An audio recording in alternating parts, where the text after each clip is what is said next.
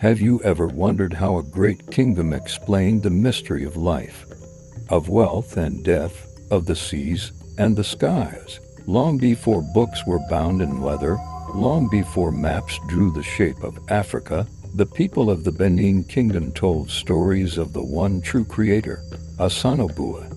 And from his hands came not only the earth, the rivers, the trees and the sun, but also his mighty children, Olokun, keeper of the deep seas, and wealth beyond measure, Ogiwu, stern master of death, and many others whose power shaped the lives of men. Today, I will take you into their world, a journey of gods and men, of kings and spirits, of triumphs, betrayals, and eternal wisdom. So, sit back, open your ears like the night sky opens its stars, for this is the story of Osanobua and his offspring, as told from the ancient heart of Benin. In the beginning, there was nothing but silence, no land, no rivers, no trees, no voices of men, only an endless, formless sky. And from that sky descended Osanobua, the creator. He was not like men, for he had no beginning and no end. His presence was like the rising of the sun and the cooling of the moon, both at once. The people of Benin believed he carried wisdom in his right hand, justice in his left, and mercy upon his tongue. Osanobua looked upon the empty void and said, "Let there be land, so that men may walk. Let there be water, so that fish may swim. Let there be sky, so that birds may fly. And let there be spirits, so that the unseen may govern the seen." And so the world began. The great forests of West Africa stretched their arms. The river Ethiopia and her sisters flowed with shining waters. The red earth of Benin was born, fertile and alive. But Osanobua knew the world could not be held by his hands alone, so he called forth his offspring. Among Osanobua's many children, four were the greatest. The stories say he gathered them before him and gave each a gift of destiny that would forever shape the lives of men. First was Olokun, ruler of the sea.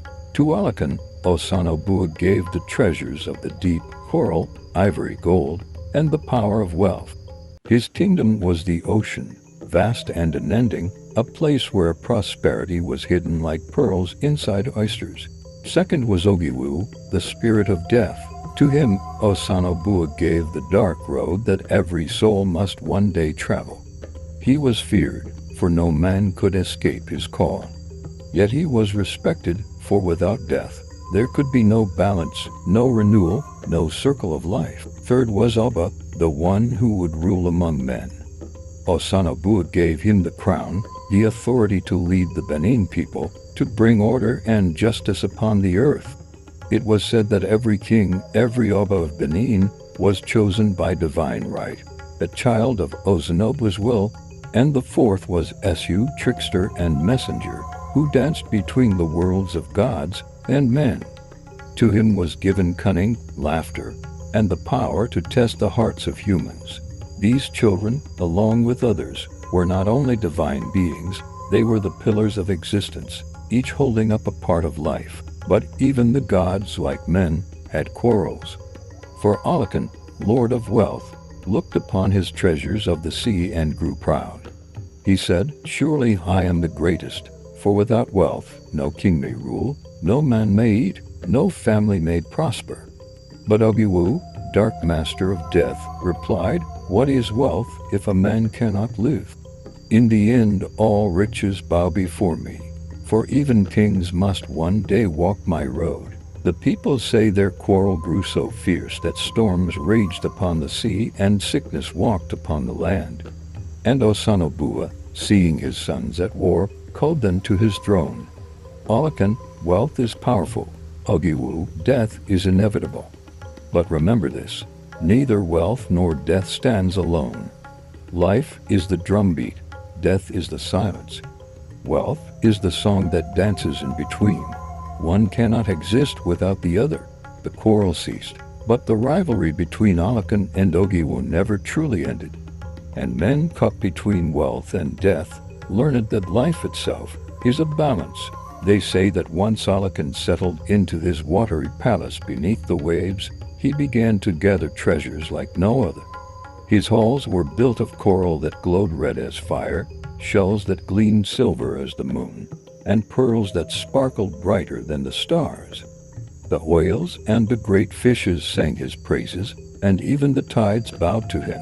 Olokun looked at the humans upon the shore and said, "If men honor me, I shall bless them with riches. If kings pour libations to me, their palaces shall overflow with gold and ivory.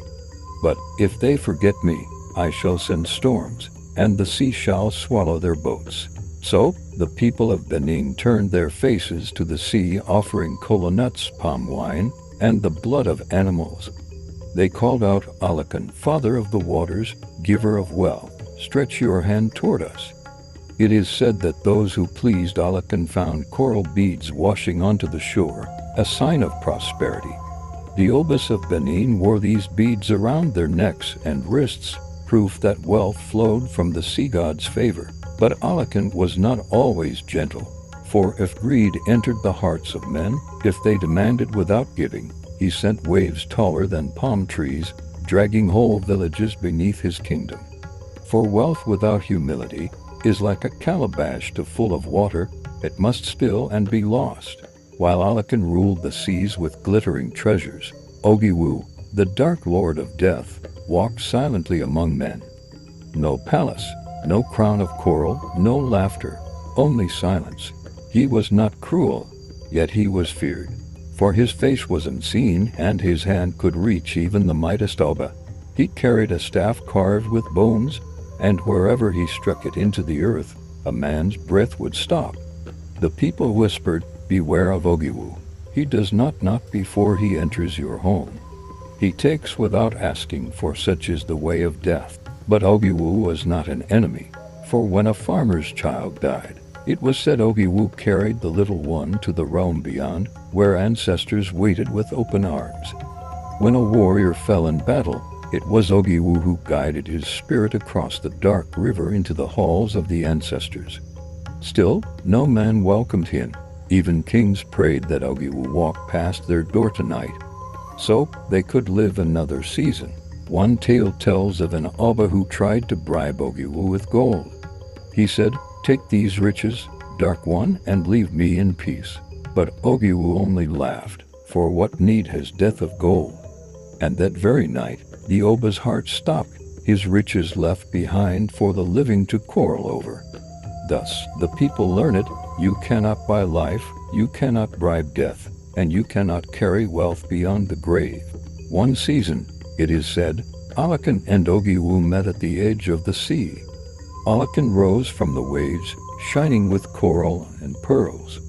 Ogiwu stepped from the shadows, carrying silence in his hand.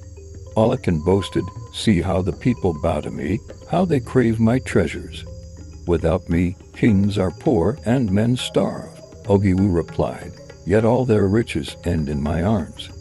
Their beads break, their gold rusts, their bodies fall, and I claim them. Without me, who would remind men that they are dust?" The quarrel grew so loud that thunder cracked in the heavens, the sea rose high, and the earth trembled. The people of Benin feared the world would be torn apart. So Osanobua himself descended. His voice was like 1,000 drums. "Enough, my sons, you are not rivals but balance.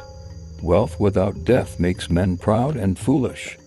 Death without wealth makes life bitter and short. Together you weave the fabric of existence. Do not fight, for in your unity lies the harmony of the world." And so Olokun lowered his pride, and Ogiwu quieted his shadow. From then on, the people of Benin poured libations to both gods, knowing that life is not only about riches, but also about remembering the road that all must travel.